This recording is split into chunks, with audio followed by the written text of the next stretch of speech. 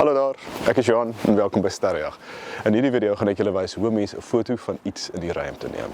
Ek gaan van begin tot einde verduidelik hoe mense van die teleskoop tot by die rekenaar tot by 'n voltooide produk opeindig.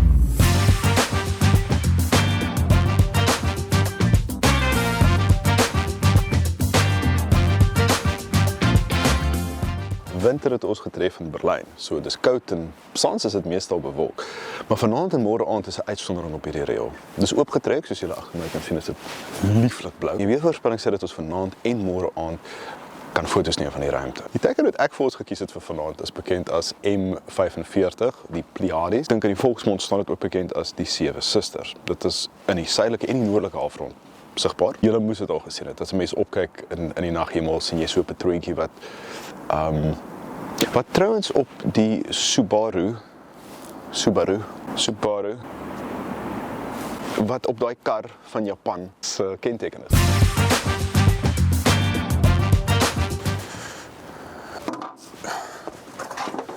Krat. Ons het essensieel twee dinge wat ons moet doen om 'n foto te maak. Die eerste een is om data in te samel, die tweede een is om dit te verwerk. Om die data in te samel gaan ons hierdie toerusting gebruik. So kom ons gaan gou een vir een hierdeur. Die eerste ding is hierdie teleskoop. Nou, tegnies is dit nie 'n teleskoop nie. 'n Teleskoop is tegnies die optiese buis op die montering. So hierdie hele ding is die teleskoop. Maar almal weet waarvan ek praat, so nommer 1, die teleskoop. Dit is 'n 430 mm apochromatiese refraktor wat 'n mond vol is. Maar wat dit essensieel beteken is dat daar hier 'n stel lense is en hier 'n stel lense en die afstand tussen daai lense is 43 mm. Apochromaties beteken dat ons nie net een lensie voor en een lensie agter het nie, maar dat ons meer as een lenselemente het. En die rede daarvoor is dat ons die verskillende frekwensies van lig, rooi, groen en blou effens anders wil buig. 'n Refraktor is 'n teleskoop wat lig buig. Skyn uit het julle almal seker geleer van die refraksie-indeks van goeder soos water. As jy jou hand in water sit en ewe skielik dan buig die lig en dinge lyk anders as wat dit is. Sal 'n konsep hierso. So hierdie teleskoop werk op die prinsip dat dit eenvoudig net lig insamel, dit buig die lig, dit buig dit weer en dit val op die kamera se sensor. Ons wil verskillende frekwensies van lig teen verskillende ewense ander indekse buig. Anders kry ons wat bekend staan as kromatiese aberrasie. Dit is wanneer die verskillende kleurtjies swaalf uit mekaar uitgetrek is en dit lyk asof jy 3 foto's in een het. Hierdie is 'n taamlike goedkoop refraktor. So ons het net 2 elemente hiervoor, maar dis goed genoeg. So, nommer 1, die teleskoop. Dit samel die lig in. Die tweede belangrike ding hier is die kamera. Hierdie is essensieel 'n boks met 'n sensor en baie belangrik, 'n waaiertjie aan die binnekant. Dit is 'n verkoelingselement. So wat ons gaan doen is ons gaan hierdie kamera tot op -10°C stel. Dit gaan ons toelaat om so min as moontlik dark current te hê. Dit is essensieel minder geruis of noise in die foto. Dan hierdie ouetjie hier, is seker die belangrikste deel van hierdie hele setup. Dit is 'n Duitse ekwatoriale montering. So hy wys noord. Sy werk is om stadig te draai deur die loop van die aand in die teenoorgestelde rigting as die aarde. Wat beteken dat hy vanaf die perspektief van die kamera die hele tyd 'n statiese teiken in sy sigveld het. Dan is daar so 'n klein teleskoop hierbo en hierdie is nog 'n kamera. Julle kan sien dit wys in presies dieselfde rigting as die teleskoop. Daai tweetjies het basies een spesifieke werkie. En dit is om seker te maak dat ons op ons teiken bly. Die montering is nie perfek nie. Daar's ratte in, hy het meganiese imperfeksies. Hy begin ook maar oor tyd af te dryf. Om seker te maak dat ons op ons teiken bly, gaan ons 'n loop hê waar 'n program op die rekenaar data van hierdie kamera gaan kry.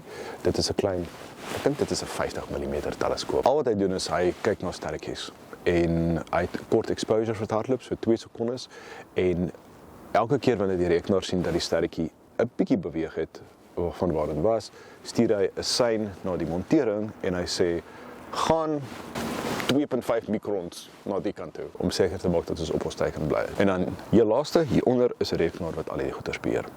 Dan moet ons wag tot dit donker is.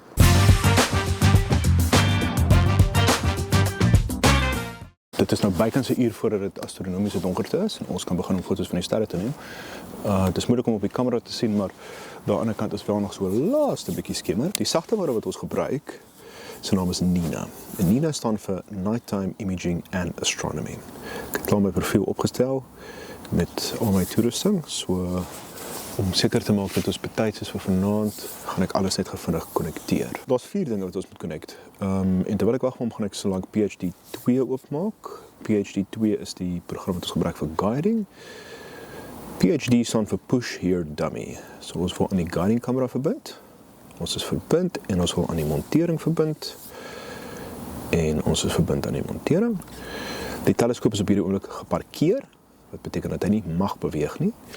Ek gaan hom aanpark. Kom ons gaan terug in Nina in. Goed, so ons gaan aan die kamera verbind. Daar kan julle al die spesifikasies van die kamera sien. Dan gaan ons aan die fokuser verbind. Sodat ons die teleskoop kan fokus. Fantasties. Dan moet ons hier ook aan die montering verbind. Dieselfde een waar PhD 2 verbind het. Ons wil nie die settings synkroniseer nie, want ons rowig dieselfde. En dan wil ons aan ons guider verbind, PhD 2. Nou, ek het reeds hier 'n teiken opgestel. So ek gaan na Nina se Advanced Sequencer toe. Kom ons vat hierdie weg en doen ons dit weer. Ek gaan na Nina se Advanced Sequencer toe, sodat ek elke stapie van die oefening mooi kan beheer. Ek het reeds 'n template opgestel. Wat ons gaan doen is, ons wag vir astronomiese donkerte, wat hier by ons so net bietjie minder as 'n uur is, so dis 2:06. Ek kan om 10 minute voor die tyd begin, sodat ek kan begin met my fokusroutine. Die teleskoop is reeds nie meer geparkeer nie, maar dan ontparkeer jy die teleskoop. Ek stel tracking of sidereal, wat beteken hy moet draai teen die spoed wat die aarde draai. Of nie teen die spoed wat die aarde draai nie, maar prakties moet dit so lyk. Die kamera moet dan afgekoel word na 10 grade Celsius en dan gaan ons begin met die volgende. So, ons gaan na die teiken slew, wat die woord is vir die teleskoop wat na die teiken wys. Hy gaan daar bo die dak verskyn. Dan gaan ons die fokusroutine hardloop. Dan gaan ons begin met guiding en dan gaan ons foto's neem in 'n loop. So hier's loop conditions wat sê ons hou aan met hierdie loop tot dit nautical dawn is. Dis môreoggend 6:45. Daar's geen rede om langer as dit aan te gaan nie, want dit gaan reeds bewolk wees teen daai tyd. Dan gaan ek foto's van 600 sekondes elk neem. Ek gaan dit neem met 'n gain van 126 en 'n offset van 200. Nie nou te veel daar bekommerd wees nie.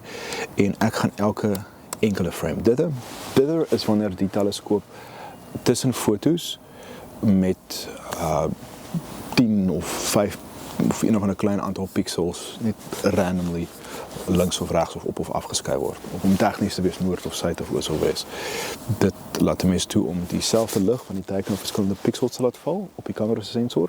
En as jy dit doen, dan laat dit jou toe om 2 goeders te doen. Een, jy kan baie van die termiese geruis net eenvoudig uit average. En die tweede een is, jy kan drizzling doen, wat 'n redelike gevorderde tegniek is om meer resolusie uit die foto te kry met behulp van wiskunde. So, dit is wat ons gaan doen. En wat gaan gebeur is, môreoggend gaan ons wag vir sonopkoms, dan gaan die teleskoop homself 90 grade opwys en ons gaan flats neem. Flats is foto's wat jy gebruik om optiese imperfecties, soos vignetting, weet jy wat dit in Afrikaans is nie, en stofkolle wat op die sensor of die teleskoop se lengtes te kan uitkalibreer. En dan gaan die teleskoop geparkeer word en die kamera gaan weer opgewarm word. So, ons gaan nou die play knoppie druk. Poef, nou gaan ons, hy gaan vir 40 minute wag en dan gaan hy outomaties begin om 6 uur. Sien julle oor 'n uur. Toe dit 6 uur geraak het ek besef M45 was nie hoog genoeg om bo die dak te verskyn nie. So ek het die routine gestop en so lank apart begin om die teleskoop te fokus. OK, die Pleiade is daar. Hy's amper bo die dak, maar terwyl ek wag vir die teiken om te verskyn, gaan ek slank die teleskoop fokus. Wat ek gaan doen is, ek gaan 'n fokusroutine doen met Nina. So wat hierdie doen is, daar is 'n fokuser op my teleskoop. Dit is hierdie rooi boksie hier. En hy vereis dat jy reeds so half gefokus is. Hy is. En wat hy dan doen is, hy gaan na links, na regs toe en hy probeer stiksgewys agterkom aan die hand van die sterre wat hy in die veld sien, of hy in fokus is. So, daai kolletjie wys vir ons wat is die HFR, ek dink dis die half flux ratio, maar ek is nie seker nie. Daar kan julle sien. So sy doel is om die kurwe so te fit dat hy die onderste punt hier het, die kleinste moontlike weergawe van die HFR. So terwyl ek dit doen, kan julle sien wat is die verskil. So daai is die noorderster, as ek dit nie mis het nie, dis Polaris. So elke keer as hy net so 'n bietjie shift, sal ek 'n slegte voorbeeld. Kom ons gaan na daai sterretjie toe. Daar skuif vir die fokuser. Dan neem my 'n foto van 5 sekondes en kyk na die vorm van die ster. Dit verander. Daar is 'n bietjie meer uitfokus uit. Ja? En hy doen dieselfde. Draai die fokuser na 'n volgende posisie. Neem 'n foto van 5 sekondes en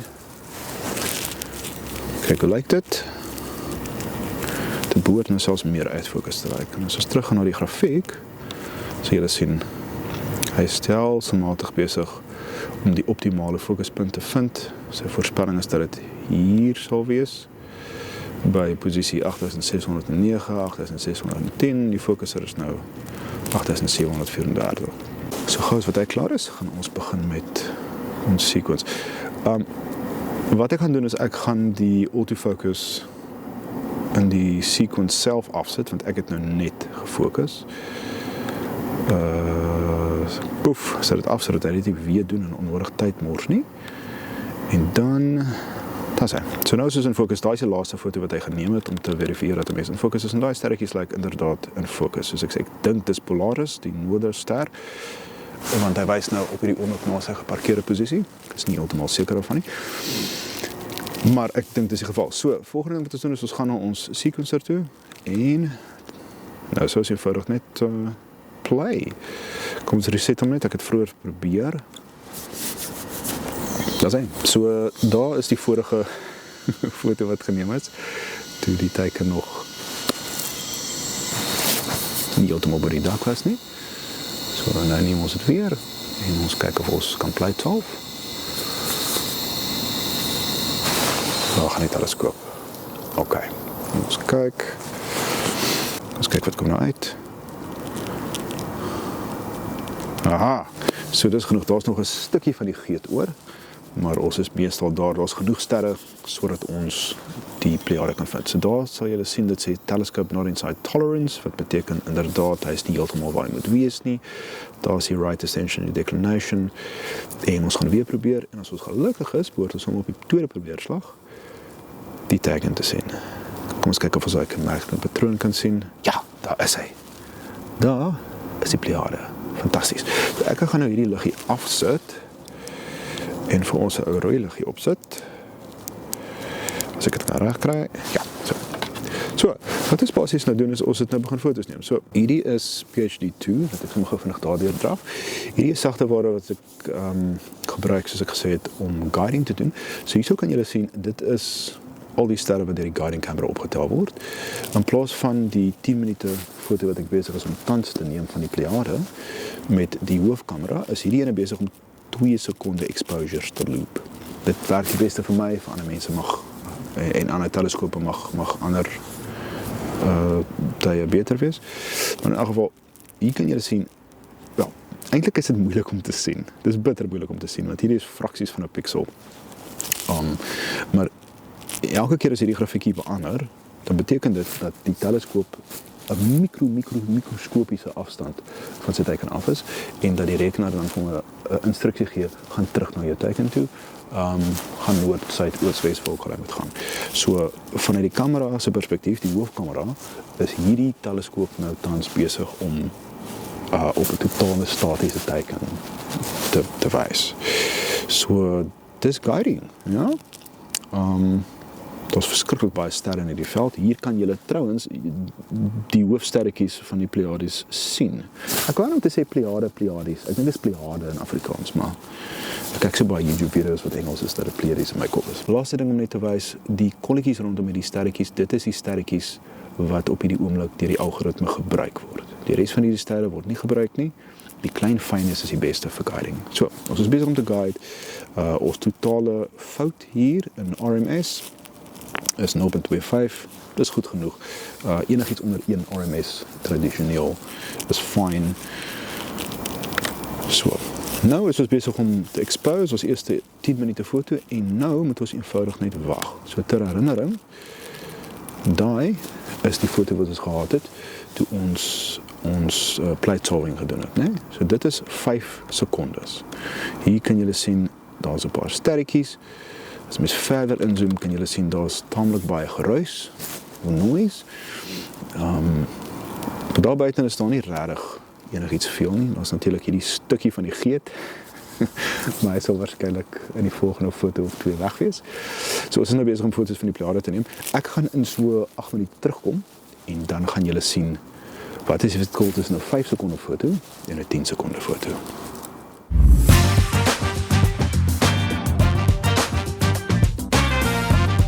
Oké, ons is terug en ek gaan net so 'n bietjie inzoom. Kom ons kry daai sterretjies. So, right. So, daai was 5 sekondes, net 'n herinnering wat ons op die skerm sien. Nou hier is 1 10 minute foto. Boom. Kyk daar. Wat is daai? Wat is daai? Daai is kosmiese stof wat wegkruip in die prent. Nou, as ons 'n bietjie inzoom, sal julle sien daar's nog steeds geruis natuurlik, maar dis heelwat minder as die 5 sekonde foto. En dit illustreer die prinsip van wat ons hier probeer doen. Met elke 10 minute foto kry ons 10 minute se lig in en is ons besig om 'n sterker sein te versamel. So, die waarskuwingkies is altyd irriterend. Ek weet nie om dit af te stel nie. So, dis dit. Nou, die laaste ding wat ek dalk net vinnig kan wys hierso is, julle sal sien hier rondom die hoeke, is dit 'n bietjie donkerder as in die middel van die foto. Dit is klassiek wat gebeur met teleskoop soos hierdie wat met lense werk, mense noem dit vignetting. En dan sal julle ook sien hier aan die kant is daar sulke kolle. Daar was 'n kol. Hierdie kol, hierdie swart kolletjie daar, is waarskynlik 'n klein stukkie stof wat iewers op een van die pixels of van die sensor sit of iewers op een van die lense binne die teleskoop. Nou, dit kan natuurlik jou foto ruïneer as jy nie weet wat om daarmee te doen nie, maar gelukkig, soos ek gesê het, is dit baie maklik. Ons gaan flats neem. So môreoggend, die oomblik as die son opkom, gaan hierdie teleskoop 90 grade lig gewys word en ons gaan foto's van niks neem nie. En wat dan gaan gebeur is dat ons essensieel hierdie patroon gaan kry sonder enigiets anders. En ons gaan dan hierdie patroon van die vignetting aan die buitekant, die vetkolle of die stofkolle of wat ook al, saam kan aftrek van die foto wat ons uiteindelik gaan maak. En dit beteken dat ons 'n pragtige veld, skoon sonder enige vetkolle en donkere kante sal hê. Hierdie data, saam met die ander aanse data, sal vir ons gee wat ons nodig het om hopelik 'n mooi foto van die Pleiade te maak.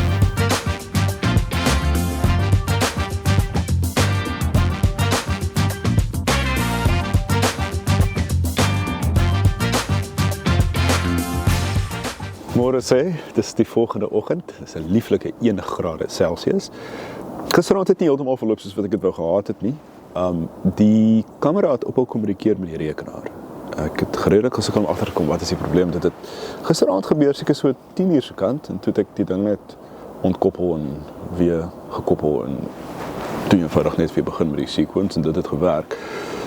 Toe ek vanoggend by die rekenaar kom, toe sien ek dat dit 11:00 se kant weer gestop het. En toe ek na die kabel kyk, toe sien ek dat hy redelik geroes is.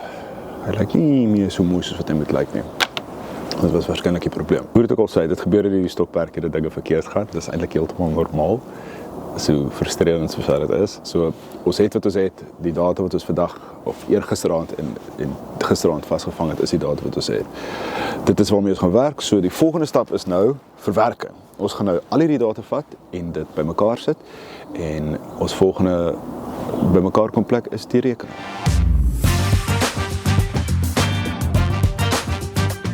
Welkom voor die rekenaar. So ons gaan hierdie data verwerk in 'n program met die naam van PixInsight. En die eerste ding wat ek gaan doen is om gou vinnig net met my oë deur die data te gaan sodat ons kan sien wat het ons vasgevang. Hierdie proses se naam is Blink. Blink laat jou toe om te kyk, te blink deur die verskillende foto's wat jy geneem het. En ons is besig om vinnig hierdeur te scroll en julle behoort 'n paar goeters te kan sien. Die eerste ding is dat hier aan die begin van die aand of van die eerste aand het ons wolkies gehad. Cirruswolkies hoog in die lug.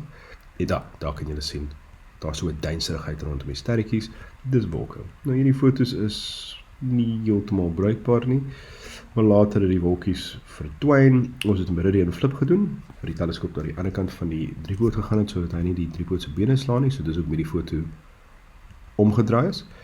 En toe het ons data gekry wat bruikbaar is, en toe op 'n kol sit die Pleiade redelik laag op die horison, en ons het die buurman se boom getref. Daar's 'n, ek dink is 'n vliegtuig, dit kan 'n satelliet wees. Okay, en toe gaan ons na die volgende aand, en so seker help ons die volgende aand bysit, nee. Daar is die volgende aand.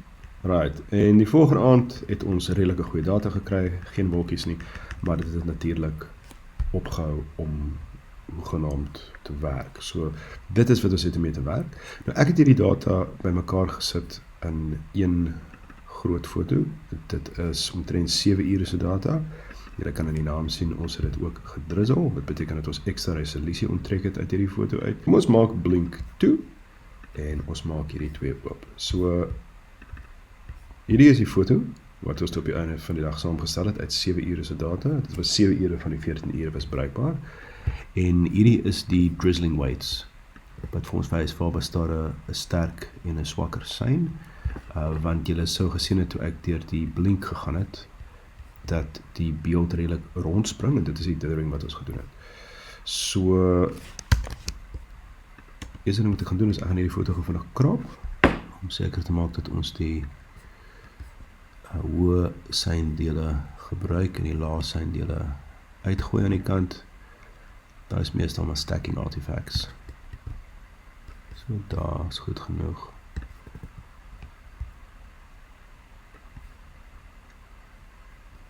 En daar, dis goed genoeg. Nou ek stel regtig nie belang in die weights nie, maar ons wil hierdie toepas op ons foto. Ok, so ons foto is gekrop. Die volgende ding wat ek gaan doen, is ek gaan vinnig plate solving doen, wat die koördinate van hierdie foto in die naghemel sal gee. So ek gaan PixInsight se image solver gebruik, omdat hy slim genoeg is om reeds die parameters te kry. My pixel size is nie 1.88 mikrometer nie, dit is 3.76, maar omdat ons gedrizzle is ons by basis dubbel die resolusie, so dit is prakties wat dit sal wees. En kom ons maak net seker dat ons die Pleiades hier het. Ja, daar was die koördinate. Goed, so ons het ons foto geplate solve. Daar is die right ascension en die declination. So ons is geplate solve. Nou, ek het gesê ek gaan nie veel verduidelik, maar daar is een ding wat ek wil verduidelik, want ek dink dit is nogal belangrik om te verstaan wat hier aangaan. Hierdie foto is tans in sy lineêre toestand. En wat beteken dat ons hom sien, soos wat hy uit die kamera gekom het, as daar 20 fotone 'n pixel getref het in die 7 ure wat ons gebruik het, dan sal daar 20 fotone verteenwoordig wees, as daar 1000 was, sou daar 1000 gewees het. So, ons het iets baie vaag in die ruimte afgeneem, en soos verwag, kan ons dit ook nie met ons eie oë op die rekenaar sien nie. Die waardes hier gaan vir elke pixel van 0 tot by 1. Ek gaan op 'n pixel klik hier, julle kan sy XY koördinate daar sien, en julle sal sien daar is wel waardes vir hierdie pixel. Vir sy rooi, groen en blou waardes het ons 0,0702, 0,0851 en 0,0505. So dit beteken, hier is data, hier is fotone wat hierdie pixels getref het. Jy sal sien soos ek rondbeweeg verander die waardes. As ek hier op 'n baie helder ster klik, sal julle sien die waardes is 0,86, 8889. As julle nou dink daaraan dat die donkerste wat dit moontlik kan wees swart is, met ander woorde 0,00000, en die helderste wat dit kan wees 1 is, dan is 0,86, 0,88 en 0,89 taamlik helder, nee? En dit maak sin, want dit is 'n ster. Hierdie lyk net soos wat dit vir ons lyk, as ons in die aand opkyk, ons sien sterretjies. Maar ons sien nie 'n 0,0724 of 'n 0,0884 pixel nie, want ons oë is te swak. Ons kan nie genoeg lig opvang nie. Maar daar is data wat hier wegkryp. En ek gaan gou vinnig hierdie knoppie druk, die nuclear prentjie. Ek moet 'n stretch doen wat unlinked is. Control klik. Dis hy. So, hierdie is wat velde nie te wegkry. So, ewe skielik sal julle sien hier is hierdie blou stof, en alhoewel ons dit selfs nie nou met ons oë kan sien nie, is hier heel wat meer wat hier wegkruip. En ons taakie is om hierdie foto te verwerk, sodat ons dit kan sien. So, ons gaan van wetenskap, met ander woorde hierdie nommertjies, wat vir ons sê, wat is vasgevang deur die sensor, na kuns, wat totaal nie subjektief is. So, daar is nie 'n regte manier om hierdie te doen nie, daar is dalk seker baie verkeerde maniere, maar so, as ek hierdie afstel, kan ek nie sien wat aangaan nie. As ek hierdie vinnig aanstel, dit is net 'n auto-stretch, kan ons rondweg sien wat hier aangaan, en dit sal ons help om te werk. Nou, die eerste ding wat julle daar kan sien hier, is dat ons 'n tipe van 'n gradiënt het. Daar is 'n helderheidsverskil tussen die hoek hierbo en die hoek hieronder. Dit kan jy mens sommer met jou oë sien. Wat dit is ligbesoedeling. Dit is die ligkoepel van Berlyn. Die kamera is so gedraai, sodat bo hier was, en die onderkant met die aarde aan die kant was, so in plaas van dat dit hier donker is, en daar helder, is dit hier in die hoeke, en ons kan gelukkig hierdie gradiënt verwyder. So dis moontlik om hierdie ligbesoedeling te verwyder met 'n proses, excuse tog, met 'n proses van die naam van Dynamic Background Extraction. Ek gaan vir julle net vinnig wys hoe mense dit sou doen, en dan gaan ek 'n skrip hardloop om dit ordentlik te doen. So, 'n mens sit hierdie sampeltjies neer, hierdie steekproefies, en jy sit dit neer waar jy dink die agtergrond is, en dan aan die hand daarvan werk ek vir jou uit wat is hierdie gradiënt, en dan kan jy dit aftrek. Nou, net ter illustrasie, daar is die gradiënt wat uitgetrek het, so kom ons auto-stretch om ook gou vinnig, en julle kan sien, dis donker bo, en dis lig onder. Maar, dit is nie presies nie, want julle sal nou sien as ons dit ordentlik doen, daar is heel wat ander stof en nevelagtigheid wat hier wegkruip, en ek klik waarskynlik op van hulle soos ek my samples neersit. Nou gelukkig is daar 'n skrip wat ons hiervoor kan gebruik, wat iemand reeds met baie moeite geskryf het, en die skrip se naam is AutoDBE, of Automatic DBE, en ons wil kyk na die gradiënt. Baie dankie aan Franklin Merrick van Amerika. Hierdie gaan 'n tydjie vat, so ek sien julle in 'n minuut of 2 weer. Goed, so dieselfde proses het nou gehardloop, en as ons nou kyk na hierdie agtergrond, kom ons auto-stretch het, dan sien julle dit lyk amper dieselfde, maar hier is so 'n lekker ou kurwetjie wat ons nie gehad het in die vorige ene nie. Dit is meer korrek. Goed, kom ons vat hierdie agtergrond weg, ons het dit nie nodig nie, en kom ons auto-stretch die resultaat, en wat ons nou kry, sal hopelik sonder die agtergrond wat ons afgetrek het wees.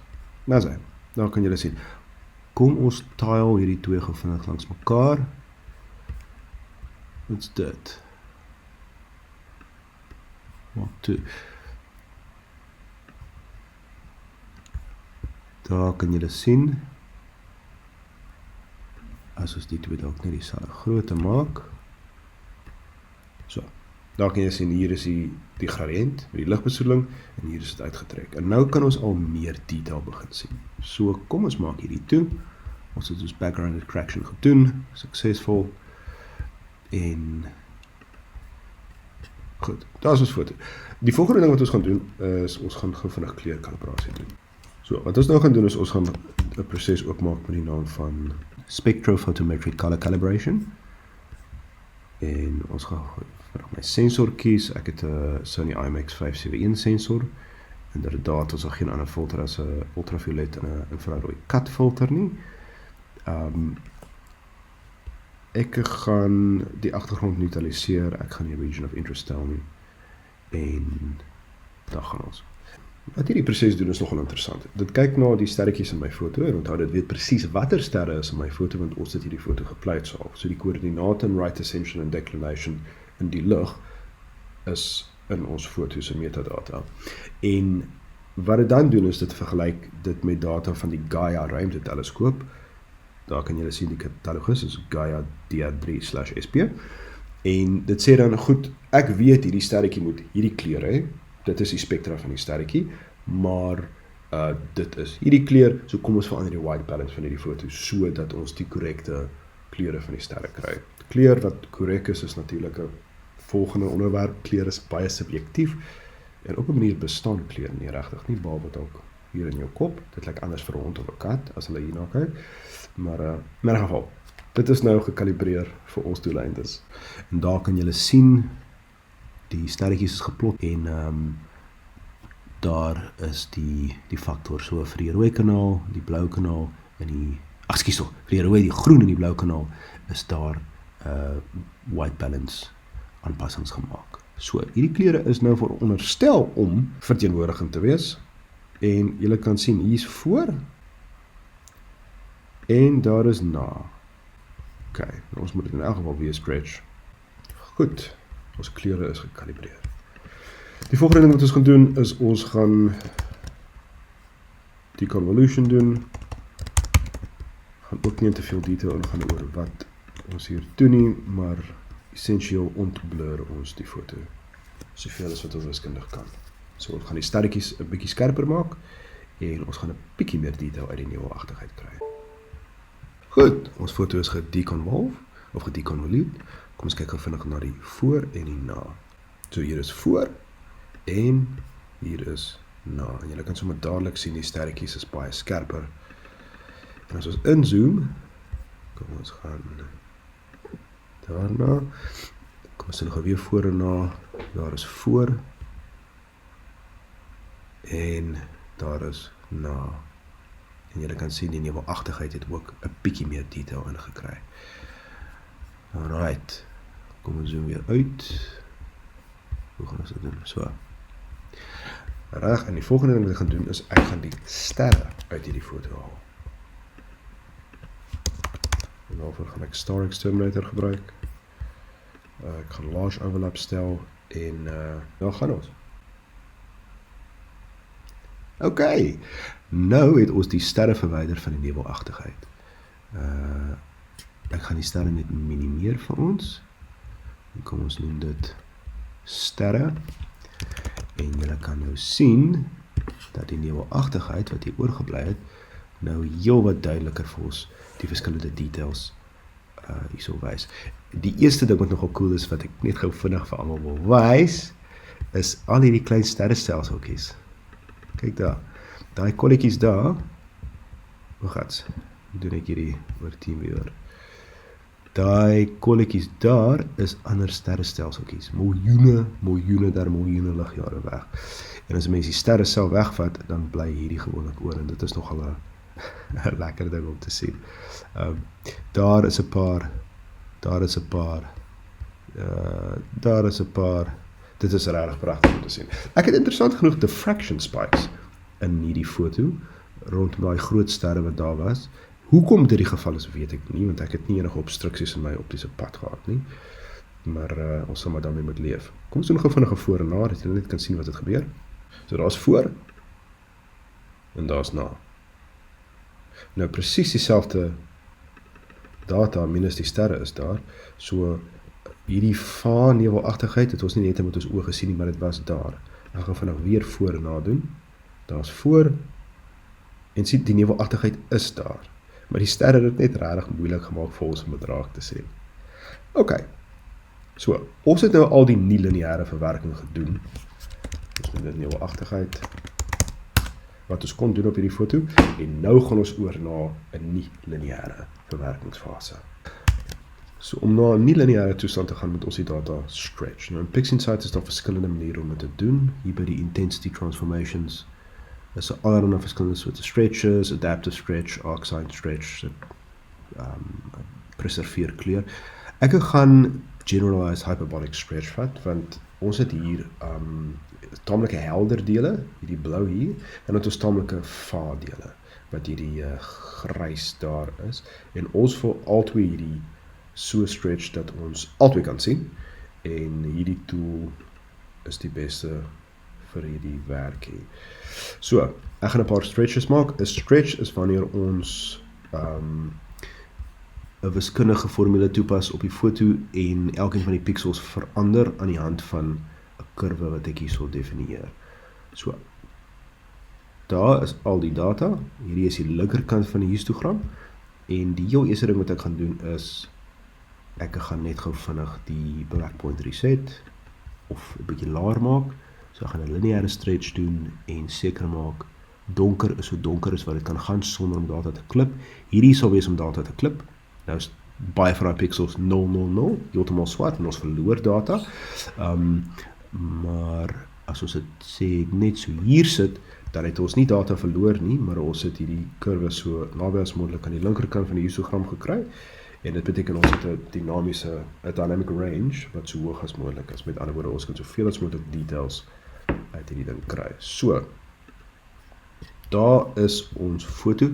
Ek gaan gou weer inzoom en die piek hier van die histogram kies. As ek hier oor gaan, kan julle sien, daai geel lyntjies spring rond.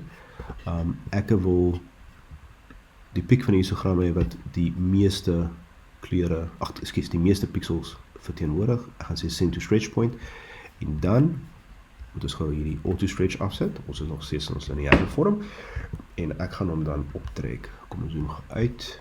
Sien julle die kurwe verander, soos wat ek het trek, en ek kan dit heeltemal na regs trek, en dan is dit natuurlik 'n totale gemors, en al hierdie pixels gaan dan almal na 1 wat wit is, en ons verloor inligting. Ons wil dit natuurlik nie hê nie. Maar hier kan julle sien, ons het die helder dele, en hulle is sigbaar, en as ons dit nog verder vat, het ons die baie vaar dele, en dan verloor ons die detail in die helder dele, so ons gaan verskillende stretches doen. So, ek gaan hom optrek tot so omtrent hier, net so, niks helderder is dit nie, en ek gaan apply klik. En PixInsight is inderdaad gebou deur mense wat nie regtig adult supervision gehad het nie, so hierdie user interface is verskriklik. Daai kolletjie beteken preview, daai vierkantjie beteken apply, en die driehoekie sê new instance, so dan kan jy die ding drag. Kom ons reset dit gou vinnig. Dit is verskriklik sleg, maar die punt is, dis baie kragtige sagteware, so mens lewe nou maar met hierdie pyn en frustrasie. Goed, so ons het ons eerste stretch gedoen. Ons het 'n taamlike helder nevelagtigheid hier. Ek gaan gou hierdie deel, as die volgende ene, ek wil 'n bietjie meer kontras tussen die blou dele en daai stof kry. Daar kom die stof nou so 'n bietjie uit, maar hier begin ons nou data te verloor. Ons is baie naby aan wit. So, ek gaan die local intensity slider skuif. Dit verander die vorm, soos julle kan sien, van die kurwe.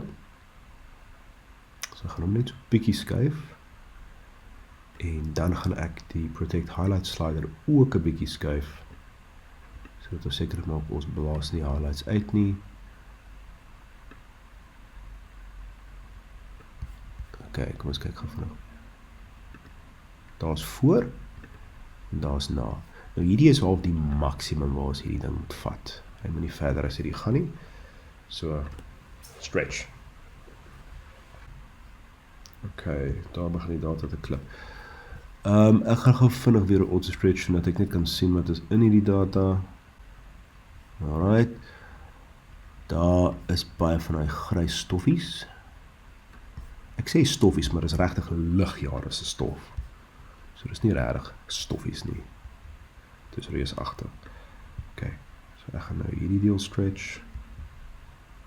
Gaan die intensiteit so 'n bietjie verander. Daar kan julle sien, die stof kom nou mooi uit, en mens kan ook die beperkings van die data sien. As mens inzoom, daar, hierdie is net geruis. Ek weet nie of YouTube het mooi gaan wys, kom ons zoom verskriklik baie in. Nee, ons wil nie dictation nie, ek wil nie. Kom ons zoom nog baie in. YouTube hoor dit hooplik te wys. Hierdie is net geruis, nee? Dit lyk taamlik raak.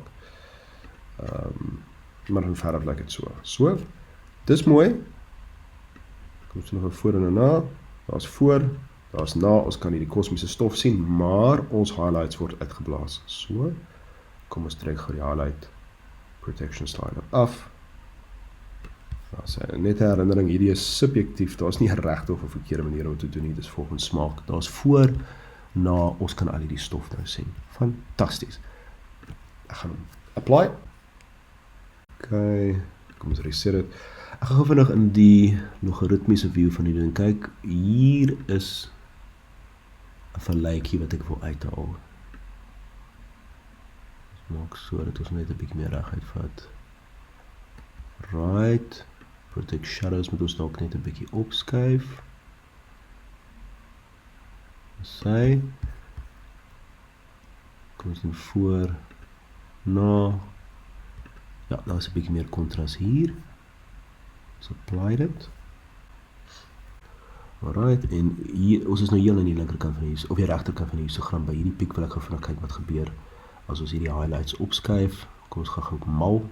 Ja, dis daai stukkies daar. So kom ons maak so en ons kyk of ons daar so 'n bietjie kan accentueer. En weer eens met ons die Protect Shadow Slider opskuif. Dan sy en voor en ja kyk, ons is nou regtig net op hierdie klein stukkies hierso. Hierdie is eintlik onnodig.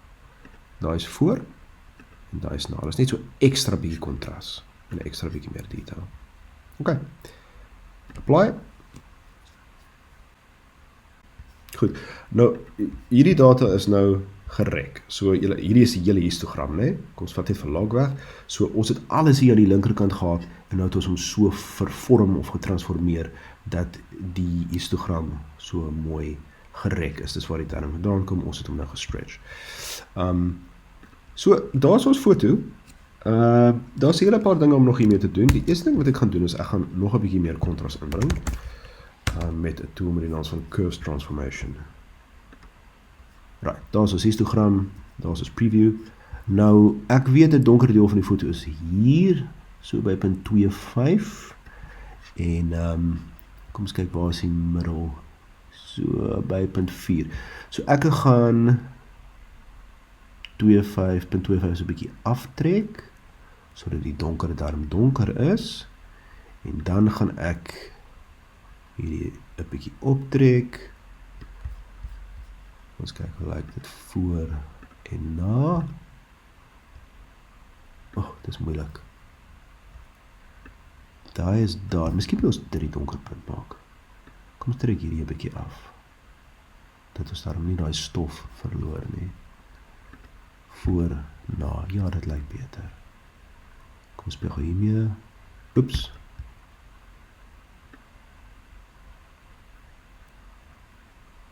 As 'n mens dit te ver trek, dan verloor jy detail. Kom ons trek dit tot so daar. Ek is altyd bang om te ver te vat, maar hierdie is 'n tutorial, so kom ons gaan groot.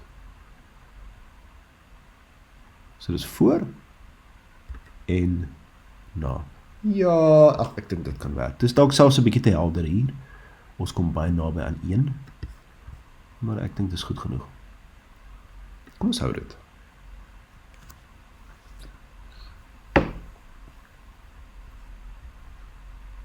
Okay.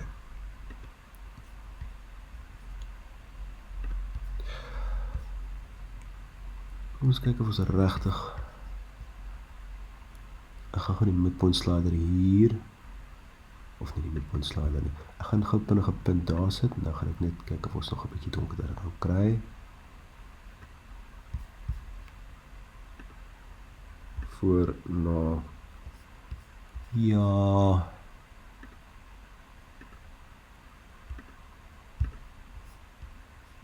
Ja, sien ons is al klaar besig om 'n bietjie te veel detail hier te verloor. So, kom ons hou maar so. Vir nou is dit okay. Okay. O ja, amper vergeet ek. Ek wil 'n bietjie meer kleur hier inbring. Mense doen dit tipies met 'n saturation slider. Kom ons kry weer 'n preview. As jy die saturation slider opstoot, dan kry jy 'n saturation, maar jy is ook besig om dele helderder te maak. Wat ons wil doen is ons wil dieselfde luminosity hê, maar ons wil net die kleure meer kleurvol maak en daarvoor gaan ek die chroma curve gebruik. Kom ons sodat dit nie te erg lyk nie. Maar dit is blou. Dit is blou lig wat van taamlike groot en jong sterre afkom. So kom ons maak so.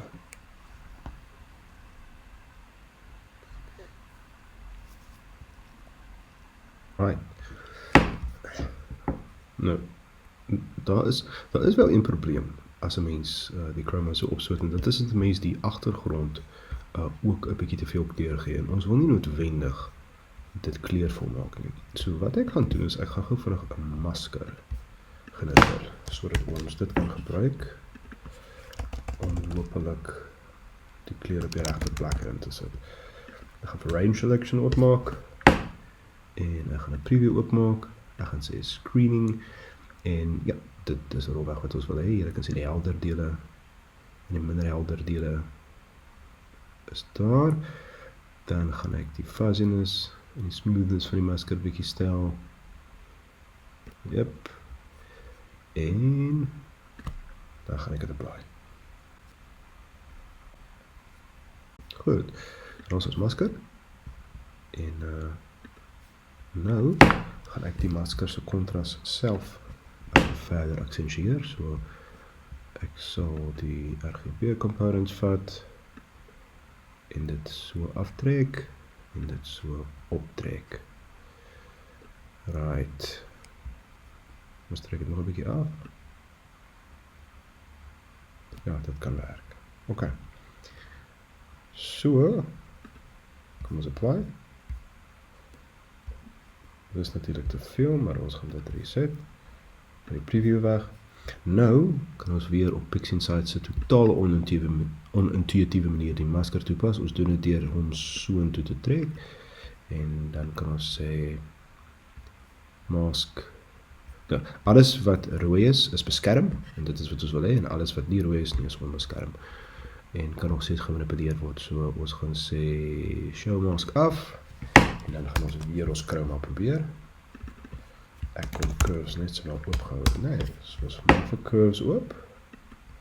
En dan gaan ons weer en ons stel gou vinnig vir chroma so 'n bietjie op. Right. Daar sê. Nou het ons minder veranderinge wat ons maak aan die agtergrond.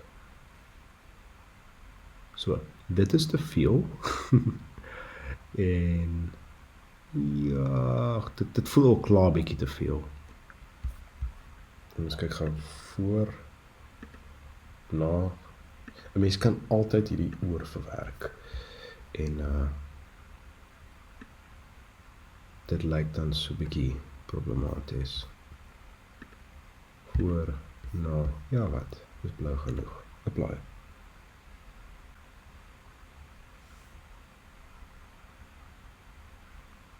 OK.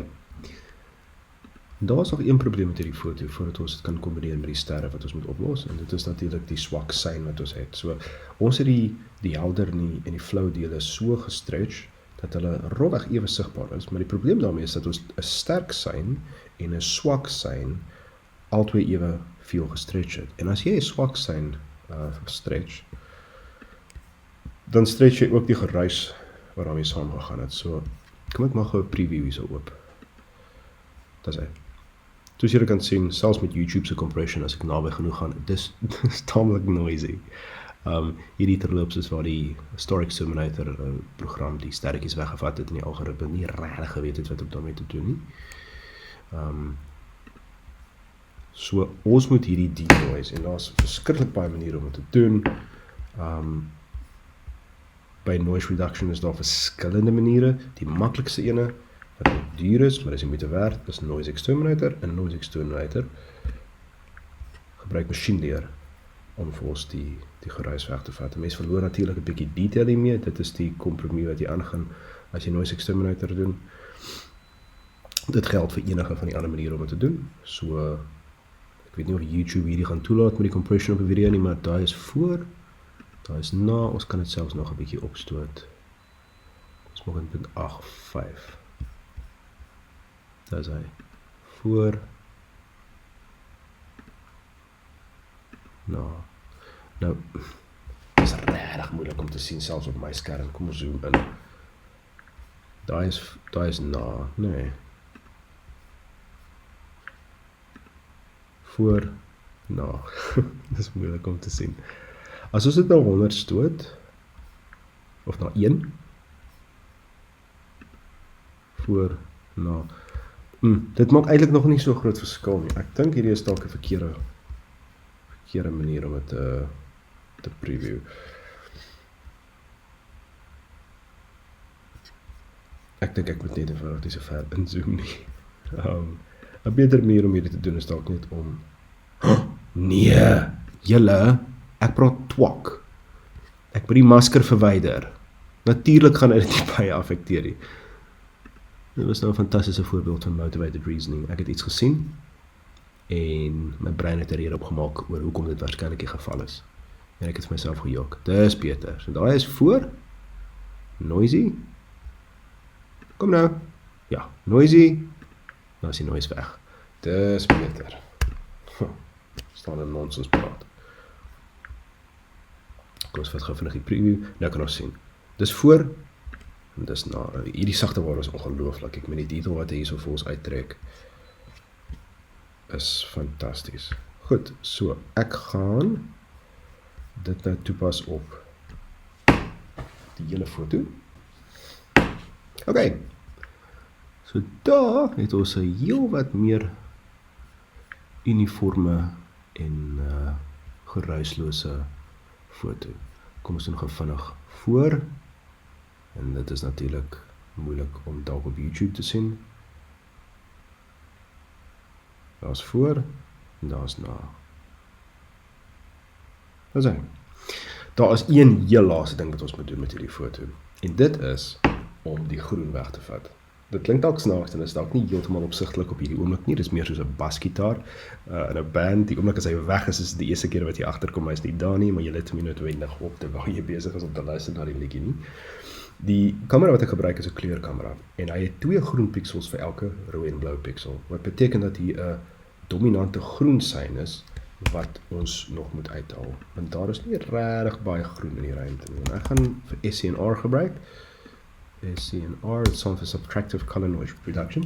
Ek gaan dit op so 0.75 stel. Ek kan nie daarvan om dit op 1 te sit nie. En nou sal julle sien die oomblik as dit klaar is, dat daar definitief groen is wat daar was, wat ons nie by die eerste oogopslag gesien het nie.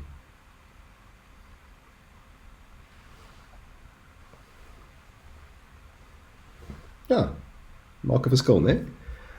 Kom ons gaan voor en na om dit te illustreer. So, daar is voor, en duidelik is al groen, né? En daai is na. Dis hy. Ek dink ons is nou klaar met hierdie ene. Kom ons minimeer hom. Ons kan die masker toemaak, hy is nie meer nodig nie. En nou kan ons met die sterre werk. Sterre is presies dieselfde. Hy lei ook terloops aan dieselfde probleem met die groen. Onthou hy is tans in sy lineêre toestand. En ons wil dit nie lineêr hê. Nou, 'n mens kan dit met die hand doen, né? Ek kan histogram transformation oopmaak en ek maak hom net 'n bietjie kleiner en ek kan dan met die histogram werk. Ons kry dit net vinnig terug. Dat is hy. Ons kan met histogram werk om dit te stretch. Maar daar is 'n makliker manier om dit te doen. Jy kan sien hoe meer ek het stretch, hoe harder dit raak het. Maar daar is 'n makliker manier om dit te doen hier. En dit is met 'n script wat weer eens vir ons geskryf is deur Ian Franklin. Die script se naam is Star Stretch. Heel toegepas. Of toepaslik, heel toepaslik. So, stretch mount 5, ek gaan 4 sê, want ek kan nie van Stradivarius-agtig is nie.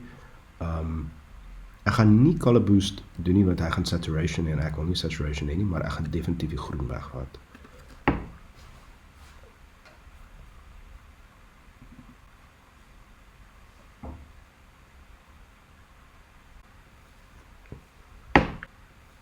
Ok, daar is so sterretjies gestretch. En ek het gesê ek wil nog 'n bietjie kleur bysit. Ag, nie vir chroma asseblief nie. Ons wil die curve transformation tool weer hê. En kom ons kyk gou like dit. Miskien moet ek net op die sterretjies hier in die middel fokus. Daar is hy. So kom ons vir die chroma component en dan stoot ons dit op. Daar kan jy sien, dis blou sterre. Te ver is natuurlik lelik, dit is te ver na my smaak. Jy kan jy sien daar selfs 'n ou rooi sterretjie. Waar is my cursor?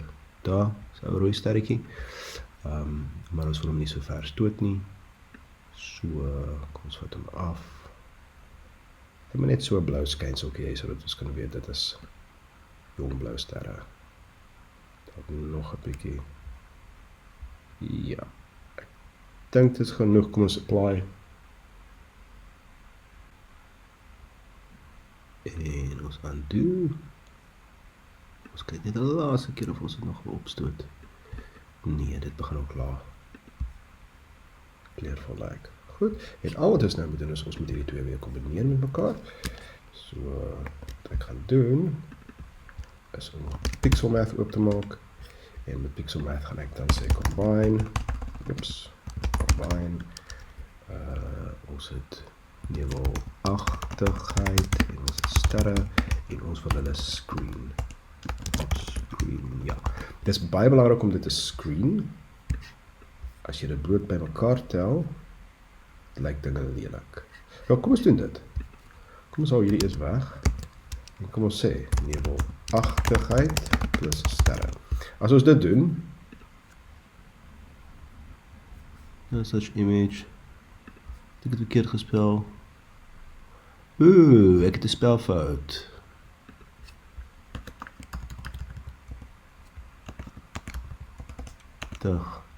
Nevelagtigheid. Daar is hy.